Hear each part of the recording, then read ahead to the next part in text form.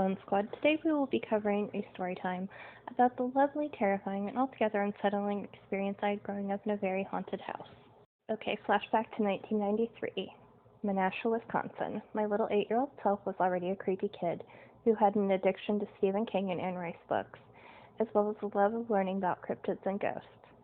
So you might think I imagined this, but no, 1,000,000% this happened. My dad was a construction worker, and one day he came home discussing a house he was supposed to condemn for the city with my mom. But he had the opportunity to fix it up and move us in for some ridiculously low rent, and his boss offered to purchase whatever supplies my dad needed to bring it up to code.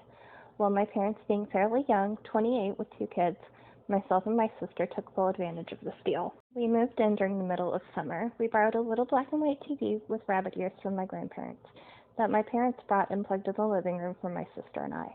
Basically, we could leave it there and it would keep my sister and I out of the way, while my dad was fixing things and my mom was organizing our stuff as we moved it into the house. Move-in day 1. The house was a dusty, musty mess, but nothing weird happened. Day 2, my sister and I were laying on our bellies on the floor watching the Addams Family sitcom, and the TV kept fading in and out. Like the picture on the screen would be fine, and then it would go black and snowy, and then back to the show. My dad and mom said it could just be the TV since it was old. So my sister and I decided to walk around with our cousins and play because the TV was being annoying. Day 3, just myself, my sister, and my parents were at the house. We watched TV for a little bit while our parents were carrying stuff inside. Then my mom needed our help loading dishes into the cabinets. We did that for about an hour and then went to McDonald's for dinner. We got back and went in the living room to have our Happy Meal and watch TV. Well, the TV was in a different part of the living room and also unplugged. My mom said our dad may have moved it to get some furniture moved around, so we didn't think anything of it. However, later on, years later, my mom told us she spoke to my dad and he hadn't moved it, but they didn't want to scare us. Basically, this house was one hell of a deal, and it would mean my parents could save money. We would also be close to family and able to attend the school that we wanted to. So after about 3 weeks, the house had been cleaned from top to bottom by my mom and aunts. My dad and uncles had fixed the ceiling in a few rooms and the floor in the kitchen, plus we had all of our stuff moved in. The house was built in the early 1900s, so it was a decent-sized home. We lived downstairs. In the smaller upstairs area my dad renovated, and the owner rented it out to another family as an apartment. Our area of the home consisted of a sunroom with stained glass at the front, the living room, dining room, kitchen, master bedroom, a bedroom for my sister and I, which also had another room attached, which I believe is called the mother-in-law suite, a bathroom with a clawfoot tub, a back patio, and a dirt floor cellar. We settled into our new home, and one of the first big events we had was my 9th birthday party in August. All my cousins, aunts, uncles, and friends were there. It was a great day until my parents told me to go down into the cellar to get my next gift. So down the creaky wooden steps I went. Once I got to the bottom, I saw pools of dark liquid in different spots on the dirt floor. But I didn't pay any attention because after all I was on the hunt for my gift. Then I spotted it, a brand new green and pink Huffy bike, peak 90s style, and I was so happy I went to get the bike and felt a hot breath on my neck and thought it was a draft from the outside because it was an old-ass house. Well, then I felt myself being picked up about 6 feet off the ground. I twisted around and saw a semi-solid man who said, "Why are you here?" So I, being a 9-year-old girl, screamed like a maniac and thrashed around. My dad, who had been in the Marines, came barreling down the stairs and said from his point of view it looked like I fell from the ceiling. He carried me upstairs and into the house so I could calm down. I didn't want to cry in front of everyone. I pulled myself together and went back to my party, which was fine, but I was still terrified. Next day, I told my mom what happened, and my dad told her he didn't see anyone, but he did see me falling from the ceiling, which he couldn't explain because he went and checked for nails sticking out or anything that could have supported me and found nothing. My mom said that she didn't think I was lying, but not to focus on it because it was our house, and she and my dad would always protect me. Life went on, and we noticed little weird things, such as our cat Ginger, who was a very vocal lady. She would stare at random spots and either puff out and growl or hiss, or she would get all lovey-dovey and purr like a jet engine. We also noticed that my baby blanket, which I always slept with, would be folded when I came home from school. I never made my bed, and both my parents were at work the same hours as I was at school. I always secretly thought it was my mom, but no, she was not in the house at all while I was at school. One time I was horribly sick with 103 fever and absolutely miserable. My mom and dad were exhausted from caring for me over the course of that week, and at about 3 a.m. I woke up wailing and feeling like death. An older woman came in and sat down and started reading me a story and putting a cool washcloth on my head until I drifted back to sleep. When I woke up again, I felt way better, went out to tell my mom to tell her friend thank you for sitting with me early that morning. My parents had a ton of friends of all ages, so this was not something unusual. My mom's face went white and she said, "Ashley Nicole, I didn't have anyone over last night." Then she was like, "Well, maybe you were hallucinating because of your high fever." So I dragged her into my room to show her the chair pulled up next to my bed, the book and the washcloth on my pillow. Again, her face went white because it couldn't have been my sister who was at my aunt's since I was sick. It couldn't have been me because I was so sick I literally had to be carried to the bathroom. Plus, my mom had no clue where the washcloth came from, as it was not one of ours, and the book was a very old-looking hardcover book that she did not recognize. Now for another not-so-nice story. My uncle was divorcing his wife and staying with us. It being the early 90s, big hair was a thing for men and women. My uncle had long blonde hair and was very meticulous about how he wore it. It was like 11 p.m. on a school night, and my mom was pissed because her brother was blow-drying his hair and would not stop. So she flung open the bathroom door to rip his head off for being an inconsiderate ass. Well, the bathroom was empty. The blow-dryer fell to the floor, still going, but it was unplugged. This really unnerved my mom, who slammed the door shut and avoided the bathroom till morning. My uncle was sound asleep at a friend's house, so this wasn't some elaborate prank he pulled. I was friends with my neighbor Danielle, Danny, who was 8, so she was a year younger than me but slightly older than my sister. One night I stayed the night with her because my parents had a party to attend, and I didn't want to go to my aunt's house with my sister. While her parents were super sweet, her mom was a normal stay-at-home mom and her dad was a big burly biker. She also had a 12-year-old brother who I may or may not have had the hots for at the time. We did the normal sleepover stuff. We watched movies, ate all the junk food, and when it was time to lay down, Danny slept in her bed and her parents set up an air mattress for me, next to her bed but with little gaps so she could get out of bed without stepping on me. Danny fell asleep as soon as her head hit the pillow. I had insomnia and was tossing and turning.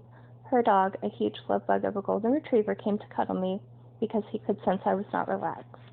I eventually dozed off, but I woke up sometime in the middle of the night dying of thirst. I found my drink from earlier in the night and settled back into bed. While I rolled to face the wall, which is where Danny's bed was, I had a clear view under her daybed and saw glowing eyes. I called for her dog, who I thought was under there. Then her dog came in through the bedroom door. The glowing eyes were still under the bed, and then I felt something grasp my ankle. I screamed at the top of my lungs. Her brother came busting in and saw the blanket being pulled off me and dragged me off the air mattress into the hallway. He also screamed because he saw the eyes, too. Her dad and mom came seconds later, in time to see the blanket being pulled under Danny's bed. Her dad ran in there and grabbed Danny, who was still sleeping. She was a very heavy sleeper. He slammed her door on the way out and asked what the hell just happened. Her brother and I were both trying to explain things at the same time, so he had to remind us one at a time so he could understand. Well, in the middle of me explaining what happened, we hear a loud crash from downstairs. It sounded like a car had driven into the house. Her dad ran down there to see his wife's exercise bike fly across the room.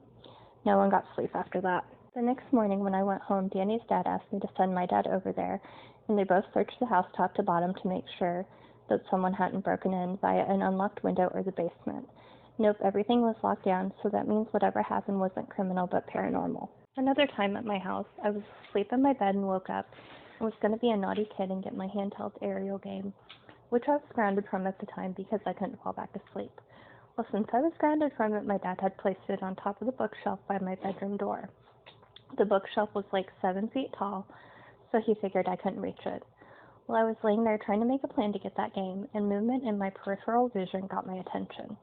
I thought at first it was my parents checking on me because I was supposed to be asleep, but no, the door was closed. So I went back to plotting to get my game, then I saw movement again, and focused on the bookshelf thinking I was a dumbass and it was probably just headlights from a car hitting the bookshelf, or something equally uninteresting. Then my heart stopped for a moment as I see something on the bookshelf near my game moving. I pretended to be asleep but continued to watch. Then I realized, oh shit, it is my porcelain doll. She went from the far inside corner on the top shelf to 2 shelves lower and was working her way down to the bottom. I lost my ever-loving mind and screamed like I was in a horror movie. My parents came running in and turned the light on. As soon as the light came on, the doll dropped onto the floor but did not shatter. I was freaking out and explained what happened to my dad, who took the doll and cleansed it with fire. After this, we threw the rest of our dolls in the closet and kept the doors closed at all times. Side note, we had a ton of dolls because my maternal grandparents would buy us dolls for every birthday and holiday. My sister and I are full sisters, but she and I look like complete opposites. She's very pale and I'm very dark, so they would buy us each dolls that resembled us.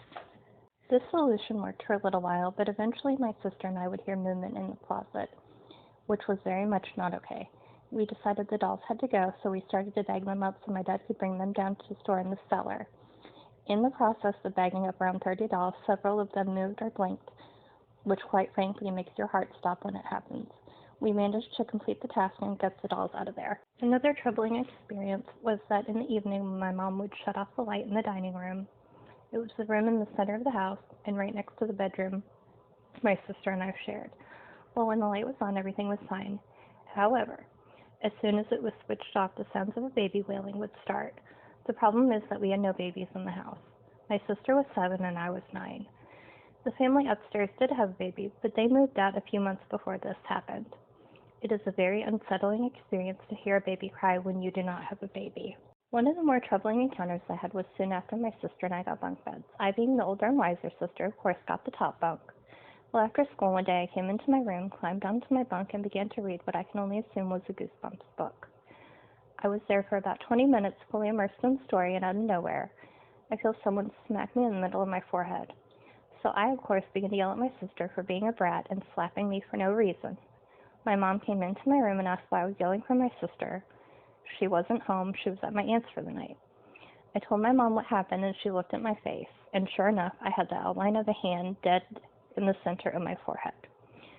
She let me sleep in her room that night because my dad was out of town working, and also because I was slapped by an unseen force. I felt relieved, but that didn't last long. My mom went to sleep very soon after we got in bed. I couldn't sleep because of insomnia, so I laid there looking around the room, and it began to look like the walls were covered in the snow the TVs have when the connection cuts out, which was not normal, but being a kid, I thought my eyes were just playing tricks on me. So I kept tossing and turning, trying to make it stop. Then I decided I would lay on my back and close my eyes for a few minutes to see if that would help. Well, it kinda did until I noticed a dark mass on the ceiling. I'm talking darker than dark, like a void, which then morphed into some creepy gargoyle-looking creature that kept pacing across the ceiling. I pulled the blanket over my head and eventually fell asleep. The next incident that comes to mind is when my mom's boss asked if she could store her son's birthday gifts at our house, because he was very nosy and she wanted him to be surprised, which of course my mom agreed to do. She brought this massive man-sized stuffed bear in and locked it in the mother-in-law suite off of the bedroom my sister and I shared. This room was always locked. My mom and dad were the only ones who had access to the skeleton key that unlocked it. Well, the week before her boss's son's birthday, my mom went in the room to get the teddy bear and other items that were stashed in there. And to her horror, the bear had 3 massive gashes across its stomach and 3 more across its face. Stuffing in those little beanbag pellets were everywhere. My mom called her boss, who was more worried about us than the stuffed animal. But my mom felt horrible and offered to replace it. But her boss said absolutely not, to save the money and get us out of that house. She and my mom were friends, and she knew what had been going on inside that house. One terrible thing that happened during this time was that my mom was on her way to pick up her boss, and she was in traffic on a bridge, and some drunk asshole came up behind her and didn't stop. He barreled into the back of her car. She ended up with a broken back and neck injuries, and her car was totaled, as were the 6 cars in front of her from the force of the impact. This set back our move for about a year, because she was in and out of the hospital and trying to gain her strength back. We eventually did move about as far from Wisconsin as one can get in the continental U.S. We moved from Menasha, Wisconsin to Hobestown, Florida. Thankfully, the entities from our haunted home did not follow us. I did have more paranormal experiences, but not as consistent as the ones in that house on 2nd Street in Menasha. We also saw shadow figures, Native Americans, and other full-bodied apparitions. In the years since I've studied paranormal phenomena, I've learned that what we experienced is an intelligent haunting, /portal, /demonic, /shadow person. The best way I can explain this is that in an intelligent haunting, the entities can interact with you in your space. In a residual haunting, the entities are stuck in a loop and can only do the same actions over and over again, and they have no clue that you're there. It is basically like they're in a movie having to do the same scene over and over again. I've also spoken with others who lived in Menasha around that time and continue to live there today, and have been told countless similar stories to my own. Wisconsin was a huge part of the fur trade and also home to a variety of tribes as well as European fur traders, lumberjacks, and a variety of immigrants. I think like other sacred native grounds, spirits supervise and protect the area.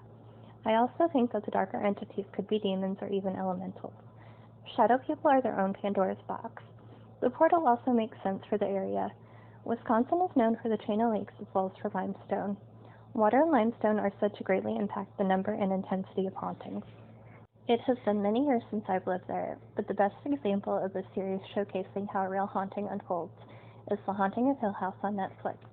Yes, I'm aware this is fiction, but it is the most comparable way I can explain a haunting. You don't suspect a thing until something drastic happens. But looking back, you pick up on all the small, hidden, ghostly happenings. So do you believe in ghosts? Do you have your own paranormal experiences? Feel free to share in the comments. I absolutely love reading about other people's experiences. Thanks for watching. Bye.